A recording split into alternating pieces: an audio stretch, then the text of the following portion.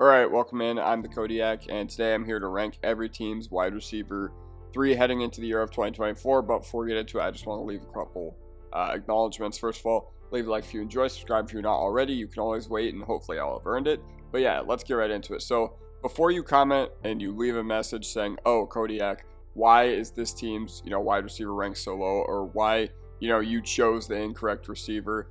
And listen, here's the deal. So the first thing we need to acknowledge is that wide receiver 3 in a team's offense does not mean that they are the third passing option. Sometimes they have a tight end over them. Sometimes they have 2 tight ends over them. Sometimes they have a running back over them. Sometimes they have a running back and tight end. So I understand that. I understand that, some of these wide receiver 3s, they're going to be very low on the priority overall list in the offense in general. But the wide receiver 3 could also change multiple times throughout the year. There were a couple times where I was looking at these depth charts and I was like, dang, they haven't listed as the wide receiver 3. So, and I know that preseason depth charts don't really mean that much in the grand scheme of things, but this was the best we could find from, it was the best I could do from ESPN. They had a database of every team's, depth chart that either they put out or based on what they saw in camp, but yeah. And then rookies are unranked no matter how good or how bad I think they'll be. And case in point, Rome Odunze is our, he would have been ranked as my #1 wide receiver 3 in the league. I do not care that he's a rookie because the days of top 10 picks, so that wide receiver era since 2019 and beyond of just having these ultra cracked rookies, and it's not going to get worse anytime soon because in 2025, we have Luther Burden and Ted McMillan, and then in 2026, we have some cracked receivers as well. So these wide receivers, they come in and they just absolutely dominate. Like the era of using top 10 picks in 2017, even as recently, on guys like Mike Williams and Corey Davis, that era is completely done with the NFL. 2019, 2020, 2021, 2022, and 2023, they have all provided us with some great wide receiver talent injected into the NFL. And granted, there wasn't a top 10 receiver selected in 2023, but you get what I'm saying. The era of rookie wide receivers and young wide receivers is here to stay.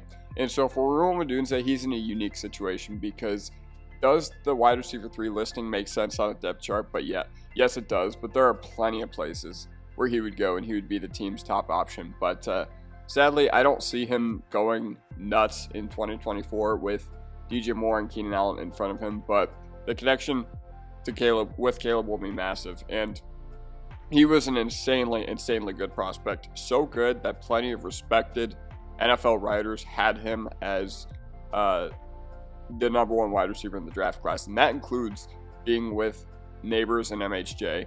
And Daniel Jeremiah actually had Rome Odunze above MHJ.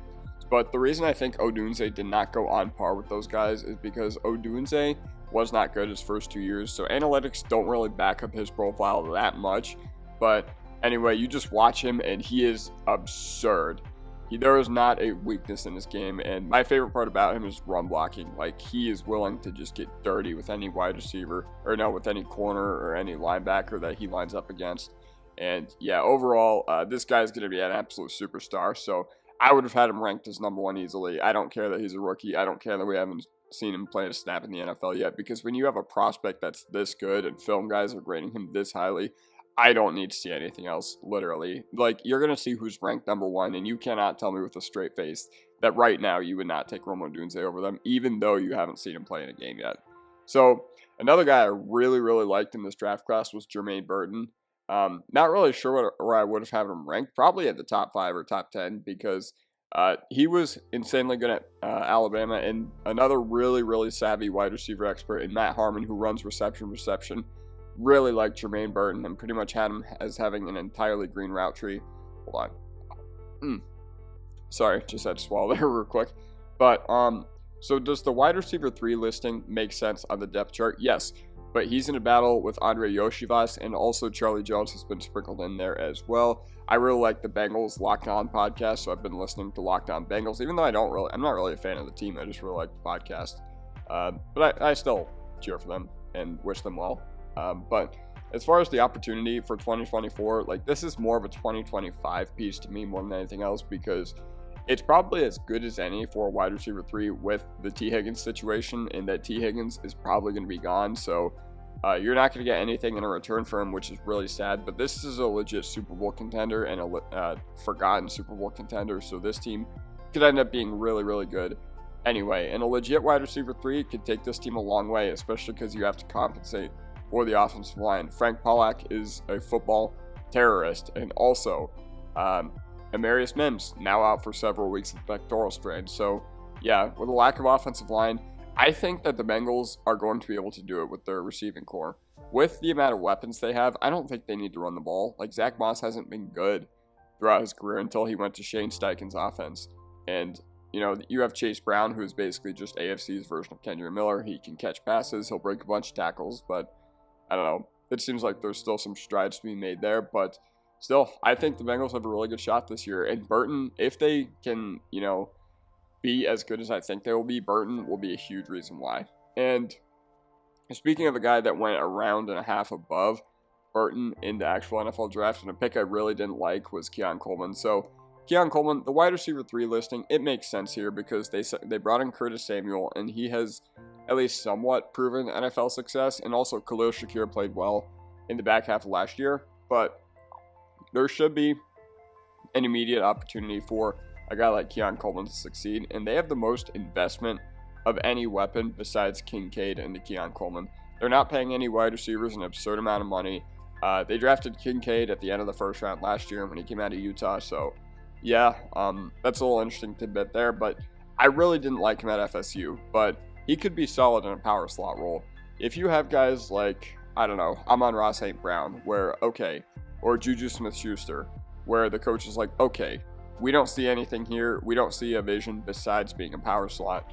And then they succeed, then it's great. But if they move to a power slot and they fail, and they become a guy like Treylon Burks, then unfortunately that could be the trajectory that Keon Coleman faces. But either way, he does have Josh Allen as his QB, so Josh Allen should be able to elevate him just a little bit, even though Mahomes, as we've seen, has won back-to-back Super Bowls without even really elevating the wide receivers until it's playoff time. So yeah, once again, I did not like him at FSU, but he could be, you know, if he gets a hyper-specific role, if Joe Brady is able to use him in the correct way, and the way that a lot of people think that his best utilization will benefit the Bills' offense, which you could say that about any wide receiver, but I think Keon Coleman is, after Corley, the second most scheme-specific guy in this entire list. So yeah. Speaking of Malachi Corley, so we go to their AFC East rivals, and does the wide receiver 3 listing make sense on the depth chart? And yes, the only reason I say yes is because who else makes sense there? I mean, Gibson, Brownlee caught a touchdown in the preseason a few days ago, but either way, this team is relatively thin at the wide receiver spot, and in 2024, I don't really see any skill position players being impactful besides Breece Hall and Garrett Wilson. As much as I hate to say it, you can't really rely on Mike Williams to stay healthy, even though I hope that changes this year.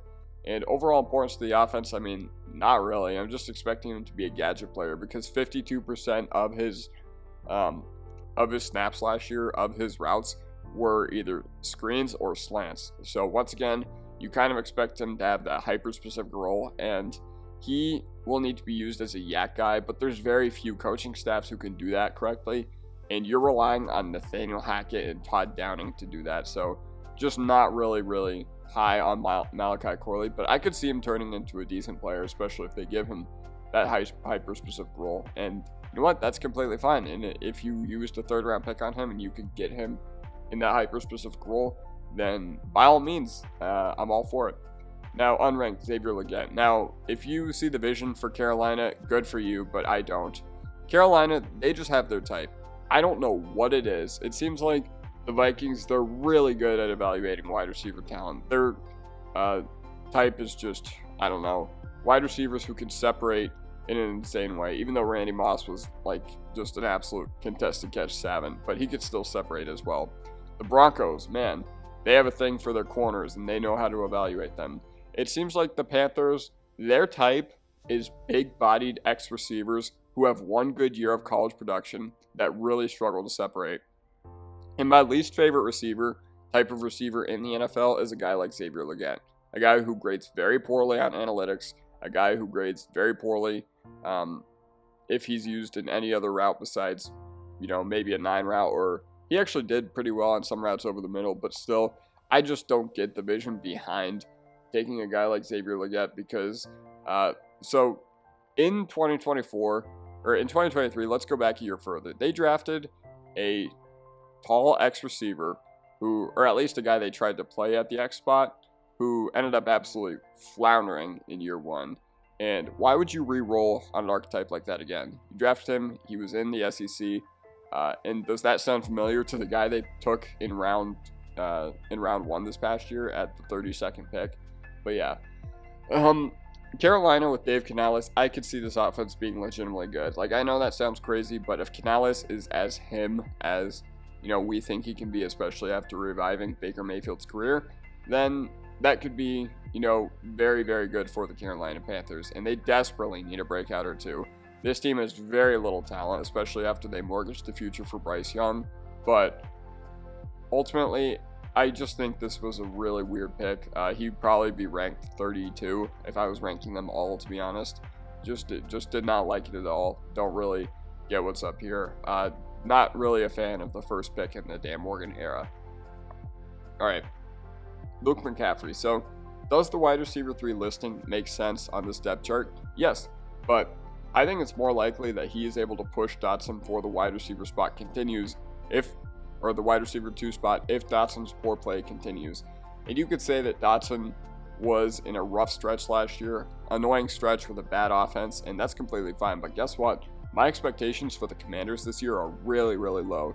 Look at their offensive coordinator. Look at their head coach. You cannot tell me that a Dan Quinn, Cliff Kingsbury tandem is going to inspire anything within developing your young offensive players. But all the weapons will be important for Daniels' rookie year. And I think that ultimately this will be a tough rookie year for Daniels. Granted, played pretty well on Sunday, especially against the Jets. But Luke McCaffrey specifically, I don't really know much about him, but I did check a few of his stats. I did check a little bit of, you know, his route tree and what routes he's good on. And what stuck out to me was he didn't really win downfield much at Rice, but he was a very nice short yardage wide receiver. So if they're able, and that's very, very valuable in the NFL. Plenty of guys become pristine chain movers. So if that's their vision for him, perfect. I'm all for it, and that's not a bad third round pick at all. I believe they picked him in the very, very last. Was he the very last pick of the third round? I mean, maybe. So yeah, very last pick of day 2. Let's just go with that because I can't remember off the top of my head. But once again, not really much upside for heaving downfield and winning downfield in general, at least not yet. That's not a developed nuance of his game. But if he develops it, by all means, I'd be all for it. I'd be happy to see Jayden Daniels have some weapons. So unranked, A.D. Mitchell. So yes, this guy is just completely buried on the depth chart as far as priorities with the Colts in general. So yeah, you have 2 guys ahead of him in MPJ and Downs, and I don't know how much time Downs is going to miss because obviously he's dealing with that injury. Sorry, my cat just ran across my keyboard, but his opportunity for 2024, I just hate to say it, I think he's probably the 5th or 6th priority in this offense if you include Anthony Richardson rushing, if you include Jonathan Taylor, if you include, you know, probably even MPJ and Downs and, you know, potentially even JT and Hull out of the backfield. And obviously you have those 2 guys as a rushing threat, big rushing threat, as I mentioned earlier. So yeah, his opportunity for 2024, once again, wide receiver 3 in Shane Steichen's offense, not really something that ever got going. You look at last year, didn't really come to fruition. Nothing really came to fruition. Nothing really came to fruition in 2022 with the Philadelphia Eagles either. But yeah, and A.D. Mitchell, I will say, reaching his potential makes the Colts dangerous because he is an athletic freak, but he does have a high ceiling. But I was pretty low on this dude just because there are some clear faults on this game. I just didn't like the lack of effort he gave. I didn't like that he was giving up on routes. I didn't like the fact that he was an unwilling run blocker. And you can say whatever you want about like his ceiling or whatever, but I feel like that lack of effort translates heavily to the NFL. And based on what we've seen over the past few years, I am just really out on guys with that profile. So yeah, if this guy becomes good, I will be happy to admit that I'm wrong because I would love to see Anthony Richardson get another great weapon. And I feel like the Colts would be a lot of fun to watch, but once again, just not really sure where I would have ranked him in this exercise, but those are my overall expectations for A.D. Mitchell going into 2024. Hold on, I'm putting on my chapstick real quick. So, Jalen Nailor, he is actually ranked as the wide receiver 3 on the depth chart right now. And all I can say is, what about Powell? Because Powell, it was pretty interesting that he did not get ranked as the wide receiver 3 when I checked the depth chart, because that was the role he was playing last year, especially because Jefferson did miss a lot of time. But they need someone to step up, with Hockenson probably not going to be ready for week 1. I don't know when Hockenson's going to be ready, but there was a report that came out today that said that he's probably not going to be ready for the start of the season.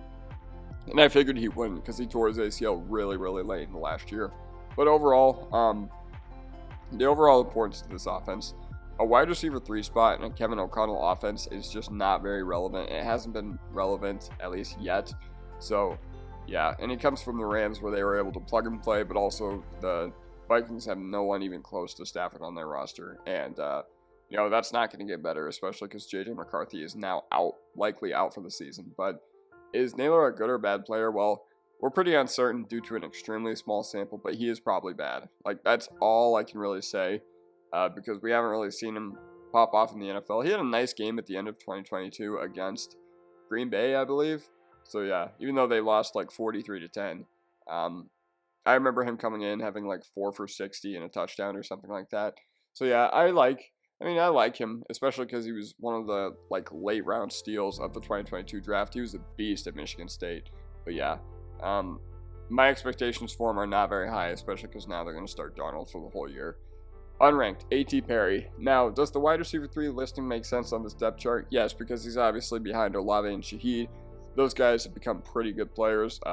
Shaheed especially has pleasantly surprised me, but Olave is probably the Kyle Pitts of wide receivers at this point. But in 2024, I'm expecting the Saints to pass a lot, and I'm expecting this team to be very bad. So I'm expecting the defense to not be as good as they have been. But overall, the Saints are pretty good at wide receiver, especially because obviously they have Olave, Shaheed, Perry, and now they have Means there too. So they also have guys that can contribute in the passing game, like Kamara, and Juwan Johnson's still there. But another one would not hurt. Another one is never a bad idea, especially in the modern NFL that's a passing league. And is he a good or bad player? I mean, I really liked him based on what we saw last year, but once again, too small of a sample to determine. I don't think he played that many snaps. I think he had around 200 yards. So yeah, I still think that the sample is too small for me to make my case for or against him. But pleasantly, I'm pretty bullish on him. I like what we're going to see.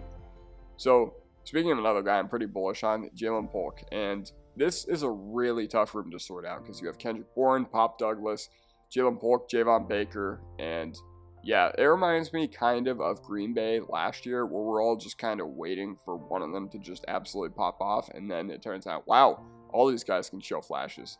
And maybe they find their version of Bo Melton too, who knows? But it's a cluttered wide receiver room, and the lack of a run game could mean passing. Like, they just could not run the ball at all last year.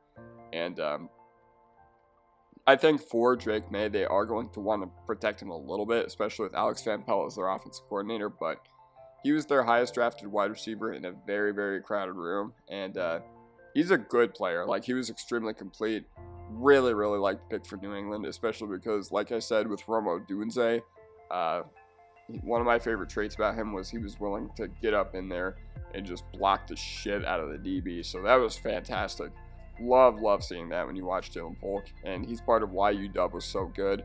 But yeah, I really like the pick for the Patriots, and in general, I'm just excited to see how this wide receiver room pans out and how it folds out. Even though people are expecting nothing from New England this upcoming year, a team with no expectations is pretty dangerous. And yeah, I think it's more likely that one of Polk or Baker establishes themselves as the one in the room. Maybe even Pop Douglas. Pop Douglas was really good last year. We also have another unranked player in Roman Wilson, but does the wide receiver 3 listing make sense? And all I can say is that this was an extremely sad depth chart because he's competing for a role versus Van Jefferson and Calvin Austin. And Calvin Austin is listed as their wide receiver 3, but I had to overrule that. I had to be like, okay, I can't reasonably rank Calvin Austin in comparison to everybody else just because we have once again, a pretty small sample on him. And what's the importance to him? I'm expecting only George Pickens and Najee Harris and Jalen Warren to even matter a little bit in this offense this upcoming year. Muth, maybe, but once again, Russell Wilson is probably going to be an issue for guys like Muth and guys like Roman Wilson, who have to be used in the middle of the field. And is he a good or bad player? I mean, I liked him as a slot at Michigan, but once again, if Russell Wilson is the starter for the Steelers in 2024, I am very, very skeptical to see what comes of that. Unranked, we also have Xavier Worthy. So does the wide receiver 3 listing make sense on the depth chart? And all I can say is yes, because Rashee Rice and Hollywood Brown are the wide receiver 3 for the Kansas City Chiefs, and that's completely fine. But Hollywood Brown is going to be missing 4 to 6 weeks due to his SC joint, and now Hollywood Brown is potentially out for 6 weeks, so there's a lot of opportunity for Xavier Worthy here. And he's the highest drafted wide receiver in the Mahomes era. You know, in 2020, they could have had T. Higgins if they wanted to go wide receiver at 32nd overall, but they didn't, so they need to break out. And is he a good or bad player? I mean, he was miscategorized as a deep threat, but I am cautiously optimistic because this is a team that has been really, really bad at developing their wide receiver talent. But, you know, when I look at Xavier Worthy, I think people are just like, oh, wow, he runs a 4.2 flat. He's going to be used as a deep threat. No. If you look at the amount of 20-yard plays he had in college, he was very, very far down the pecking order as far as this draft class. I think he only had like 7 or 8. And there were some other guys that had like 15. So yeah, that's how I feel about Xavier Worthy. I think people are just looking at the speed and being like, wow, he's going to take the top off defenses. But Kansas City, they haven't really been good at developing that into their wide receivers. They had MVS, who was probably the worst wide receiver in the entire league. And they never really added that to his game. And Sky Moore and Kadarius Toney, like all of them ended up sucking. So Worthy is definitely a better prospect than all those guys were. And he's definitely going to offer more to the Chiefs. I don't think he's going to be as bad as any of those guys. But I'm cautiously optimistic because it could be really, really fun if he breaks out. But yeah, we'll see. Now, number 20. Now, this is why... Alright, so I spent all this time just talking about rookies. Now it's time to talk about veterans. And I literally would have had him ranked... not at 22. I miscounted when I was typing that, but I only had him at 20 because I can't rank him behind rookies for this exercise, but he is awful. Man, if it doesn't happen with no Keenan Allen and no Mike Williams, it's just not going to happen. And, you know, I know that we said, or at least I said, that the era of where we wait for wide receivers to completely pop off is completely over, and, you know, that's true, but I'm not saying that all hope is lost for Quentin Johnston, but I am not expecting anything big from him, and I am not high on this team's passing at all, because one, Greg Roman is your offensive coordinator, so they're going to want to run the ball everywhere, and two, Herbert has that foot injury, so not really high on this team at all, and I do believe that they added a receiver who is a lot better than QJ this past draft in Ladd McConkey, and Palmer, as much as you can say that he's a jag, he completely outproduced Quentin Johnston last year. And what's going to happen with the Chargers? Well, like I said, him over Addison or Flowers will hurt this team for years. Don't think they necessarily made a bad pick at the time. I think it was pretty big hindsight to say that there was nothing good about either of those two draft profiles. But yeah, for QJ, it's just he was a yak machine, and they just, A, they didn't use him in the correct role, and B, he did not do a very good job. Like, his rookie year was disastrous. Like, I don't think, if you trade him in your dynasty league, I don't even think you get a second for him. So that shows you how far he's fallen, especially because he was going in the first round of lots of drafts. So yeah. Number 19, Jalen Tolbert. This is just basically Quentin Johnston, but had less of expectations because he was a third-round pick. But people are still kind of excited about him at South Alabama because he fared pretty well, and he totally face planted in 2022. But at the end of last year, he was a solid NFL player. Like, he was why I think the Cowboys were kind of fine with Michael Gallup retiring, or at least leaving. And Jalen Tolbert, he's more of a better NFL player than I think I'm probably going to give him credit for, because he was really good in run blocking. He did have a couple nice catches last year as well. But nobody besides CD matters to me here. Nobody besides CD to me matters for the Dallas Cowboys offense, and he has not been reliable so far in the NFL. Obviously, he's behind Cooks, and he's behind Ferguson in the pecking order for targets, but once again, if you have a vision here, not really encouraged by what I've seen so far. Number 18, Paris Campbell. So does the wide receiver 3 listing make sense on this depth chart? I mean, I think it's Anais Smith's job soon. Like, that's how I feel. Because Paris Campbell has not done anything in the NFL. I think he had 600 yards with the Colts, and that was like his best season. But as far as importance on the team, this is a team that likes to run the ball, and they like to run it down your throat, and they like to run it some more. And even if they do pass it, you still have to worry about Jalen Hurts running, and you still have to worry about Saquon running. And like I said, even if they do end up throwing the ball, you have to worry about AJ Brown and Devontae Smith. So yeah, I don't see him becoming a mainstay on this offense. And is he a good or bad player? I mean, I'm surprised because of how good he was at Ohio State. I'm surprised with how bad he's been with the Colts and Giants, but he's a depth contributor. That's literally just what he is at this point. So 17, Elijah Moore. He's on unstable ground in the fact that I could see David Bell or Cedric Tillman.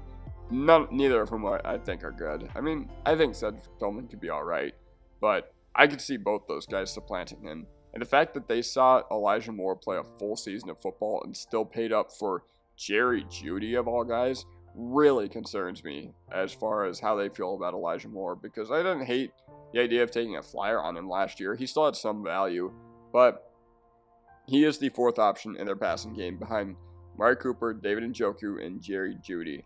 And I don't see the Browns' run game being very good, so that could open up some avenues to him, catching some passes. But if he's Deshaun Watson's wide receiver 3, you're kind of hoping, if you're Elijah Moore, that you get the Deshaun Watson mold. And basically, it just looks like at this point that he's a total scrub that flashed for a month in his rookie year. I don't make the rules. That's just basically what he has shown in the NFL at this point. And if you want to disagree, fine. Number 16, Khalif Raymond. So I promise, this looks ugly right now, but I promise some of these guys will become good soon. And yes, the wide receiver 3 listing does make sense for a guy like Khalif Raymond, and he has a solid opportunity to contribute in this offense in a bigger role now, especially now that Josh Reynolds is gone. But the overall importance of this offense, I mean, they can't even get Jameson Williams involved. And it's not that they can't get him involved, I just genuinely think he's bad. So if they can't get Jameson Williams involved, and I think he's bad, why am I supposed to expect that Khalif Raymond can do much? And he's fine for what he is. I'm actually pleasantly surprised that he's been able to, become something in the NFL, because I remember watching Khalif Raymond, but still. Compared to other wide receiver 3s in this league, I think you could just do much better. I think the Lions could do much better than Khalif Raymond as their wide receiver 3. So yeah, that's basically how I feel about Khalif Raymond. Their passing game, it runs through ARSB, it runs through Laporta, it runs through Gibbs. There's even some Demont sprinkled in there, and that's basically it. So yeah, those are pretty much the only contributors that I think you're expecting from the Detroit Lions in 2024, because this team loves running the football. And even when they do throw it, even when they do get their shootouts and they can't throw it, it's the Amon-Ra and Sam Laporta show, first and foremost. So yeah, Khalif Raymond, I'm expecting him to maybe get 500 or 600 yards this year, and I think that would be a resoundingly successful season for him. Speaking of guys who are just walking, talking versions of Jags, so Demarcus Robinson. He couldn't succeed with Patrick Mahomes as quarterback, and he could succeed being the wide receiver 3 in the Rams offense, but when you're getting scheme touches and design touches, I don't know. Watch out for Jordan Whittington, because he has been the Rams' surprise star of this training camp, and you know what happens when you get a surprise star from the Rams. Maybe sometimes they turn into Lance McCutcheon, other times they turn into Puka Nacua. And I'm not going to say that Whittington's going to turn into Puka Nacua, but I think Demarcus Robinson probably loses this gig sooner rather than later. But for now, it makes sense to have him listed as the wide receiver 3. So as far as his role for 2024, Puka Nacua is currently dealing with a knee thing. So maybe Demarcus Robinson becomes the wide receiver 2 this upcoming year, which that would be something for sure. But the overall importance to this offense, not very important. Usually it's the Tutu Atwell role, but Tutu Atwell was another guy that I really was not high on. But I don't know, is he a good or bad player? He had a nice role at the end of 2023, but he's a scheme merchant. He's not that good, and I just don't expect him to be a mainstay for the Los Angeles Rams. Number 14, Odell Beckham Jr. So this makes sense for his wide receiver 3 spot, but I expect Washington to completely overtake him.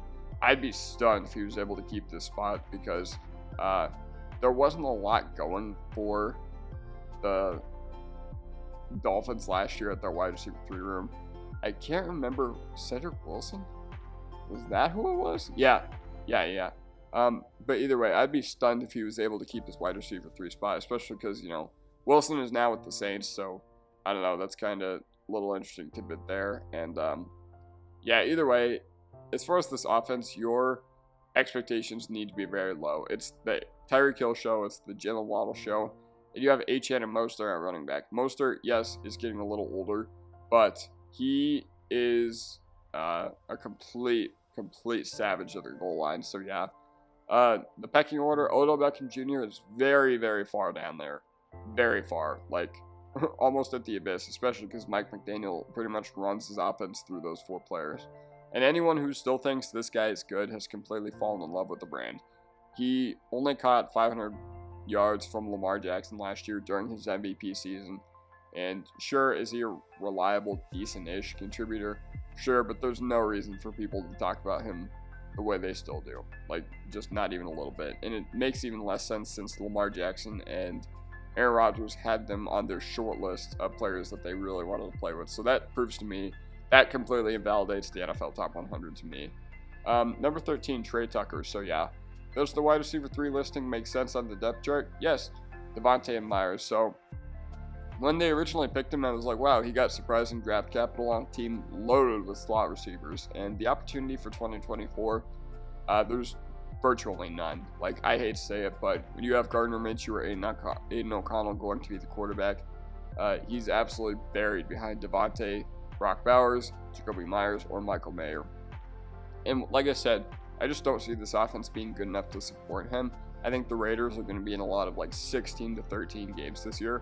And I expect the offense to be good enough to put them over the hump, but I'm not really expecting a lot. I don't think they have a really good rushing attack. I mean, Zamir White, he's all right. But yeah, the offense just won't be good enough to support what Trey Tucker is. And is he a good or bad player? I mean, I liked what I saw at some points, but he can only run go routes. Like, that's pretty much his entire game. That's pretty much his entire arsenal of offensive weapons, but he was able to make it work last year. Like, I saw it in person. I was there week 18 when they played the Broncos, and he absolutely dusted our corner, I think, like 3 times on a go route. So, yeah.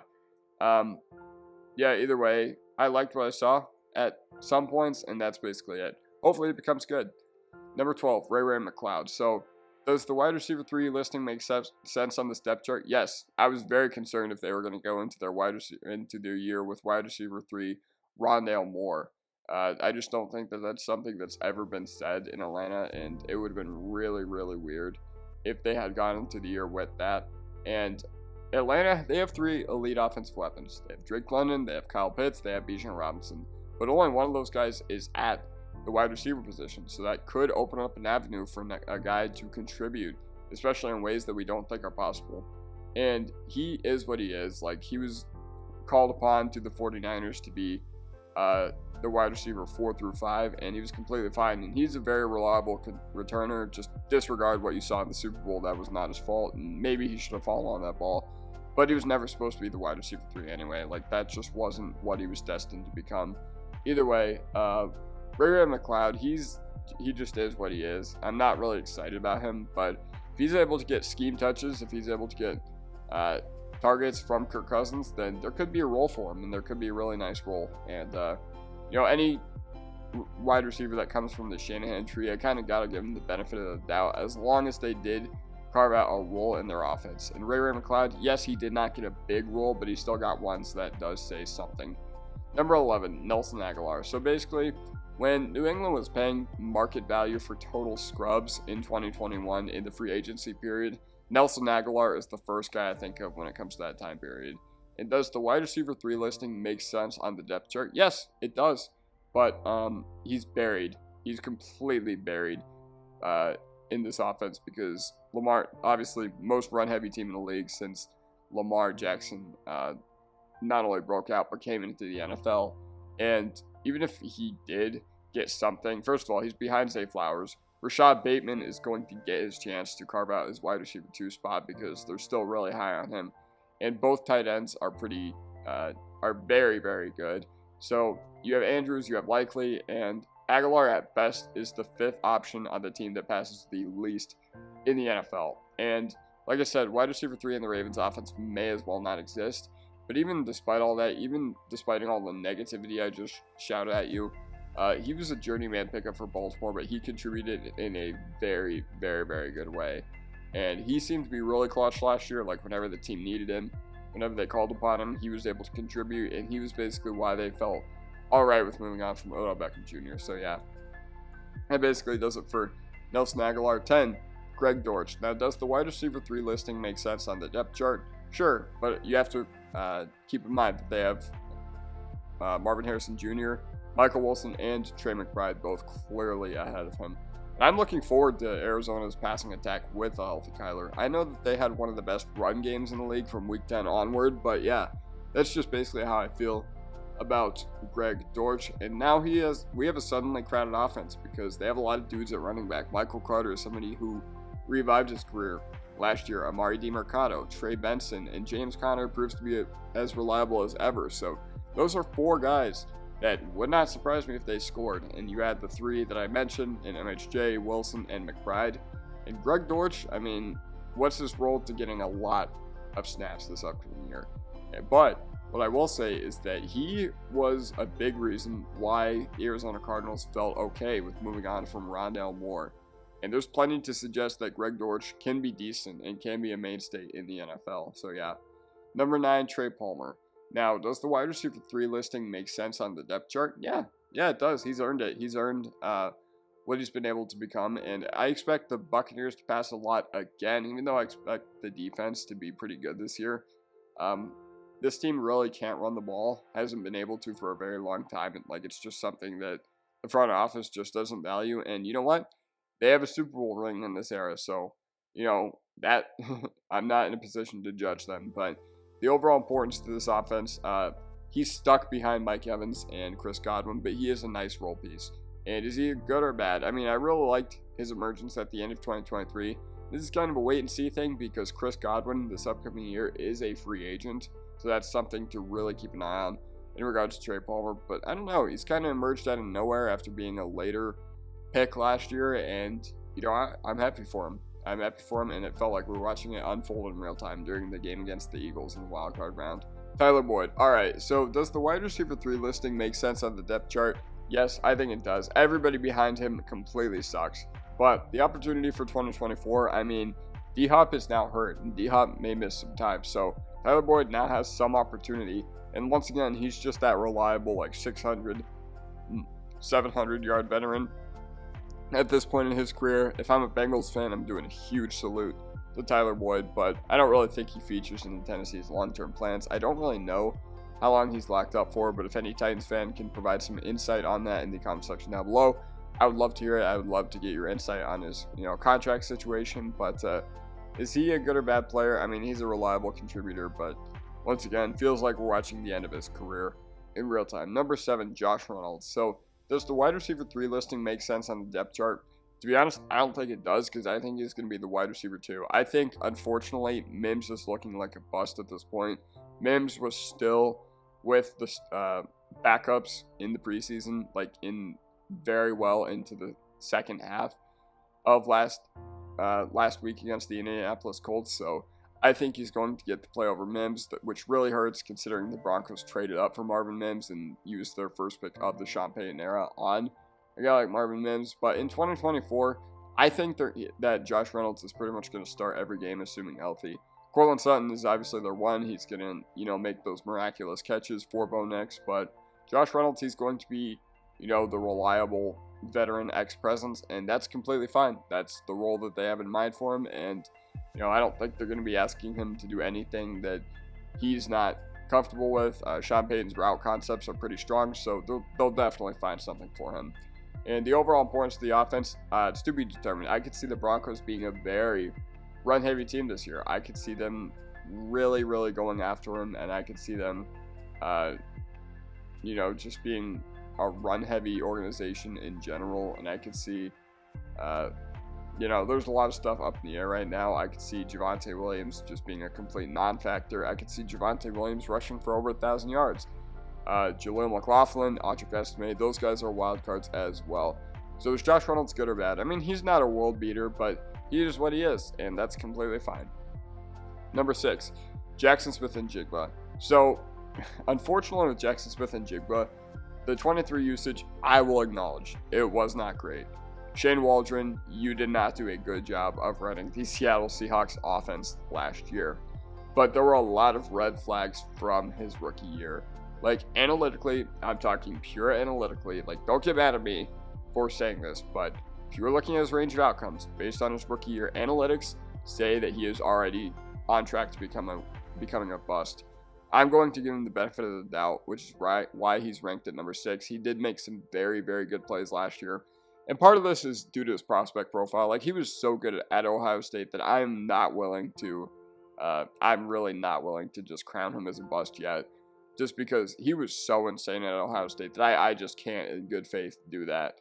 But he is very safe as the wide receiver 3 on this depth chart. They did use a first-round pick on him. And I could see him having a much better year, especially with Ryan Grubb effectively using 3 wide receiver sets at University of Washington. All those guys ended up getting drafted this past year, so yeah. And this team is very crowded on offense. We'll really see what it looks like, but yeah. So film guys are just like, no, this guy's good, we swear. Analytic profiles are just like, his range of outcomes is not favorable after his rookie year. Probably somewhere in the middle between those. Number 5, Gabe Davis. So does the wide receiver 3 listing make sense on the depth chart? And I'm going to say yes, because I just think that Kirk and BTJ are both better, even though we haven't seen BTJ play in the NFL yet. I just think that both those guys just mean more to the Jacksonville Jaguars. And in 2024, he is the 3rd or 4th passing option on the team at very best. And what is his importance to the offense? Well, they have to replace Ridley. They have to replace Calvin Ridley. And you know what? Potentially they could do that, because Gabe Davis, yes, he disappears a lot. And the Bills needed more. Like, the Bills, they have nobody virtually at wide receiver right now. And they were still fine with being like, Gabe Davis, you can get out of here. Gabe Davis, it is time for you to pack your bags, and it is time to leave, and it is time for you to go to a conference rival. We are completely fine with that. No gripes with that whatsoever. And I'm pretty sure Gabe Davis got a market contract too, which is the even crazier thing to me. But he is a useful player. Don't get me wrong, like, there is a very, very, like, hyper-specific role you need to be utilized. But if you can't succeed with Josh Allen, I'm sorry, my man. There's not a lot of places you can succeed. But what sets him apart is that he is a good deep threat. Like, he'll have that 4 for 138 and 2 touchdown game every once in a while, and I'm just like, wow, Gabe Davis is back. And the Gabe Davis experience last year was like, okay, can't start him for 7 to 8 weeks in fantasy football, pops off for 1, and then the rest, he was, whatever. But I'm more of a Gabe Davis fan than I think other people on the internet, just because he was awesome at UCF. And once again, when a player just has this good of one game, I just refuse to believe that they're just going to dissipate. And, part of that is due to the fact that the Bills ultimately did not do a good job of scheming their wide receivers, especially in the back half of last year. But they started winning games once they went away from that. So, yeah. Speaking of Bills wide receivers, you're going to be mad at Stephon Diggs at number 4. But I feel like the end is very, very close for Stephon Diggs. He did not play well at all last year at the end of 2023. Complained his way off the team, got outperformed by Khalil Shakir. And I think that's more indicative of where his team is going to go. I can see why they felt the need to give him to why the Bills felt the need to give him to the Texans to, help out CJ Stroud. Maybe Diggs wanted to go there. Maybe that was one of his preferential spots. Either way, I just think that, so ESPN had Tank Dell listed at wide receiver 3 and Diggs at 2. That is absolutely ludicrous to me. Dell is better at this point. It's not even a discussion. There's no way you can look at the years that both those guys had last year and be like, wow, yeah, Stephon Diggs, he's going to get more targets. He's going to get on the field more than Stephon Diggs. Like, I'm sorry. It's just not happening. So the Texans may not have a run game again, which means lots of opportunity, lots of passing volume, lots of ability to just air it out, and we'll see. But what's the overall importance of the offense? Well, it's very important. Like, Stephon Diggs, he's going to need to regain some of that old form as the Texans enter that Super Bowl window. And like I said, once they took the ball out of the hands of the passing game in general and they stopped trying to force feed it to Diggs last year, Uh, don't get me wrong, they did him no favors with the scheming, but Diggs did them no favors with, just how bad he was. And so once again, I feel like the end is pretty close for Stephon Diggs in the NFL. I still have him at 4 on this list, and I don't feel like that's disrespectful at all. But it would not shock me to see him absolutely plummet down this list. I think he's going to get like 700, 800 yards this upcoming year, and you know what? That's fine. I mean, is it going to be worth what the Texans gave up for him? No, but potentially he could be that veteran presence for the guys in the locker room, even though we've seen 2 instances of him completely complaining his way off certain teams. So, yeah, just really, really low on Stephon Diggs. Not really a fan of how he played at the end of last year. Joe Brady, once they took the ball out of his hands, they started winning games. So I think that says a lot. Number 3, Darius Slayton. So does the wide receiver 3 listing also with Stephon Diggs? I just want to say, like, he carries a lot of name value, so I can see why people would be mad at me. If you're going to be mad at me in the comments. Now, number 3, Darius Slayton. So does the wide receiver 3 listing make sense on the depth chart? Yes, he's behind Malik Neighbors, and he's behind what has been a pleasant surprise in the NFL for me, as I keep talking about it on this channel, Wan'Dale Robinson. And Darius Slayton, he can slot into a wide receiver 2 or a wide receiver 3 role. Like, that's basically what he can do. And he's going to be a pretty important piece for Danny Dimes, especially because, once again, I'm expecting this team to not be that great for the foreseeable future. But if you're getting 750 yards consistently on the Giants, like, I could only imagine what he would actually be able to do in a good offense. Like, I don't know what's more impressive, 750 yards on the Giants, or what's a team that passes a lot? Maybe 1,100 yards on the Dolphins. Is it wrong to say that those are equivalent? But yeah, I'm just really impressed at what he's been able to do throughout his NFL career. He's a captain too, so you're not gonna find a lot of Giants love on this channel. I call them the new Browns for a reason. But Darius Slayton, man, he's an absolute dog. He's an absolute baller, and I absolutely love his game. And while you're waiting for maybe Danny Dimes to develop some of that connection with Malik Neighbors, wouldn't surprise me to see Slayton outperform him some weeks. Number 2, Jauan Jennings. So this is the unsung hero of Shanahan's 49ers. He's very good for the team. Does his production match the, re-signing of what they gave him, like $7 million, I think I want to say? Probably not. Probably not in the receiving game.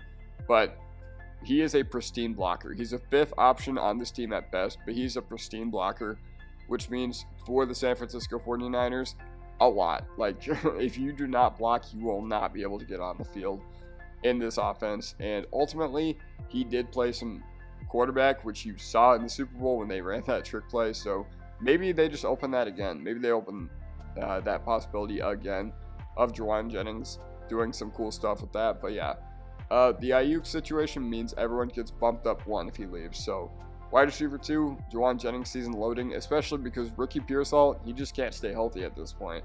I think that's going to be really detrimental. Pearsall, I'm not expecting big things for in year 1 just because Shanahan, he's a little odd when it comes to developing skill position guys. But yeah, does the wide receiver 3 listing make sense? Sure it does. And once again, this is a guy who you look at and you're just like, okay, this is one of the better NFL players, not like a great like guy who's going to win you a parlay or anything like that.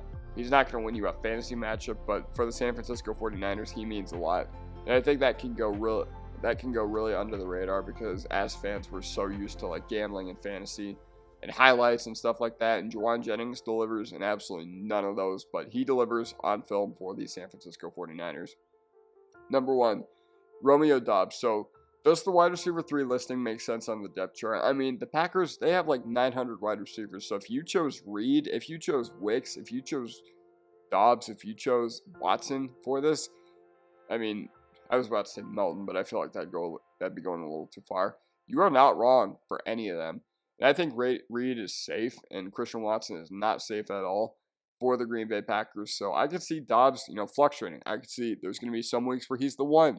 There's some weeks where Luke Musgrave is going to be the 1. There's some weeks where Tucker Kraft is going to get his. And then they're going to throw like some random touchdown to Marshawn Lloyd. This is going to be a difficult offense to figure out. So wide receiver 3, take it with a grain of salt. But Romeo Doubs is the best one. All the weapons will be important for Jordan Love. Very lovely contract extension that he just got. and he's mainly a contested catch player, but for the 4th round, he's an absolute steal, especially because coming out of Nevada, I was like, dang, this guy kind of got Carson Strong, in the draft discussions, and Carson ended up being a UDFA ultimately, but Romeo Doubs was the one that got him there. And, as my boy PK calls him, Chromeo, uh, I think it's pretty fitting that he ends our list, and he is the highest ranked wide receiver 3 that we have. So yeah, let me know what you guys think in the comment section down below, and I'll see you guys next time. Peace.